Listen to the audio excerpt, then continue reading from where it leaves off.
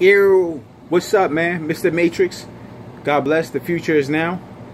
Everything is that has been given to you has already been predestined for you to have. You just got to still work for everything that you have. You know, you can change and shift the paradigm of your life. You know what I mean? Every day you wake up is a paradigm shift. You can shift everything up. I got my little audience here. How you doing? How you doing? Hello. Hi. How you doing, baby? Little Heaven right here. She's listening. I gotta give her life skills. Right, baby? Gotta get some life skills, right? Yeah. That's right. She's ready. She loves to be educated. I love to educate my kids. I love to give them something to mold them into the future so that they can be fully developed, aware, focused, with their eyes open. But that doesn't mean that, you know, every kid that you have is going to follow the procedures that you have given them. You just got to be the best type of parent you can be.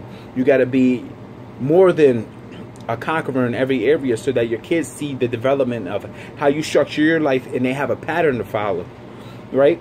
Because if they don't have a pattern to follow, then there's going to be a problem, right? Right? Yeah. It's like you go to school and you take steps. You go from first grade, you go to second grade, you go to third grade, and so on. You go from you know, middle school to high school, and supposed to go to college. But we should take that as an understanding, because most of the stuff that you use when you get out of school, you're not going to use. I'm be honest with you. And it's a lie that they tell you, you know what I mean? Oh, you got to know this, you got to know this. You don't know them dates and times of all the stuff that you learn in school. Really, school should be more like Votech.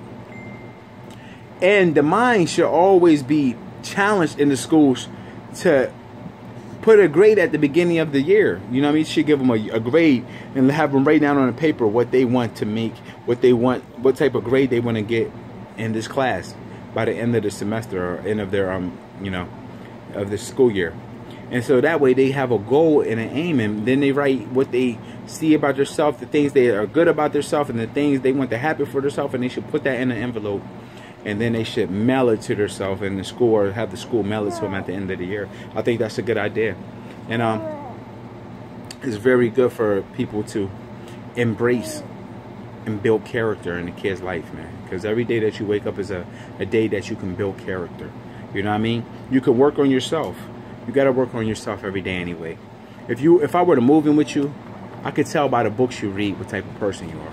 If you do read the books, you know what I'm saying? I went over a friend's house. He'd be reading these vampire books, Twilight, and all this other stuff. And, you know, that's what he reads, man. He's a friend, but, you know what I mean? He lives in a dark place because he wants to be like, he pictures himself as a Harry Potter type, werewolf type, vampire man. And it's not productive as for being realistic in the things that he needs to conquer in his own self, man. And then I have another friend. He reads so much, but he doesn't have common sense in life. You know, he reads so much, but his common sense lacks. You know, you read 1,000 books, but you can't chew gum and walk. You know, so it's a struggle. And my beautiful wife just came in. Look, say hi, Miss Matrix. Hi. She looking real gorgeous and yummy today. But anyway, it's true. People, you know, you have to have a balance system in your life. You know what I mean? Some people, they're overworked. And some people are overstressed. And then some people are just happy all the time. Where something goes bad, they're just still happy. And it's like they don't never get to feel what it's like to, you know, sympathize or empathize with people. You know what I'm saying? So, because people do go through hard times, and that doesn't mean that, you know, that you're not blessed. It just means that sometimes you have to know what it feels like. You know what I mean? If I'm a Bible reader, I'm a Christian. You know what I'm saying? So most definitely, I'm gonna elaborate on what the Word of God will say and teach me in my way, but I don't know what's for you, because I don't know where you stand in your life. And the best thing I would say is seek wisdom. You know what I'm saying? Find knowledge, man. And all things get understanding. You know, because that's one of the most important things. Get understanding so you can grow. And the level that people cannot stop you. You know what I mean? There's always a lesson to be learned. Now, I do have Muslim friends. I have Jehovah's Witness friends. You know what I mean? It's always a good conversation. We might not, you know, think or see the same, But yo, they're people, and God loved them, and He died for them, and I feel that's how I feel in my heart, man. And I always treat people. I don't treat people different just because he has his tongue is missing, his arm is cut off, or I say this type of stuff because people are quick to look at people for what they don't have and judge them real quick, yo. Eddie Griffin, he's a great comedian.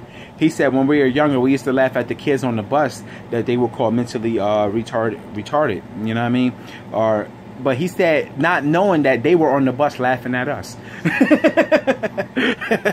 So, you clown people and you sit there, but what is your flaws? Won't you look in the mirror and see what is the situation that needs to grow with you in? So I say, don't just read books. Find people whose life is successful in an area that are good leaderships and mentors. Be around people that are mentors, people that can teach you, people that can mold you. And you know what? You can learn off anyone. I learned off a guy off the street that had no change, no money, shirt ripped off, and basically he didn't have nothing. And me and my wife, we pulled up. It was crazy because when we pulled up to him, we were trying to offer him something, and you know what? He turned around and offered us a burger from McDonald's and a soda because he said he had too much. Wow, man. I was like, yo, I'm still shocked and I'm still stunned that ever happened to me. That never had happened. And then I turned around and when we went to Sam's Club, and when I got out, because I didn't want to throw the food away, but sometimes you don't know what people do to food too, but maybe it was right and wrong. But anyway, I seen someone else that was hungry, and I gave them some food and the soda that he gave me. And so I feel like the blessing became a blessing. You know what I mean? So I most definitely tell you to educate yourself, but find a balance system where you acknowledge where you stand. Write down and critique yourself. But right now, what I'm speaking into your life is to challenge your children. Anyone around you that needs help, help them to move to that another level. Because if you're higher than them in education, if you're higher than them in success financially, then why would you hold that gift away from other people that are hurting and struggling? You know what I mean? So that's just part one of building character for you and your family. That's part one. You know what I mean? Mr. Matrix, the future is now. Any questions, please hit me up. Facebook me, any subjects you want me to talk about or anything you want me to address. I don't mind doing it. You know what I mean? Sometimes I get an overload, but overload is better than nothing at all. And I just want you to be blessed. Have a good day. Mr. Matrix, the future is now. Yo.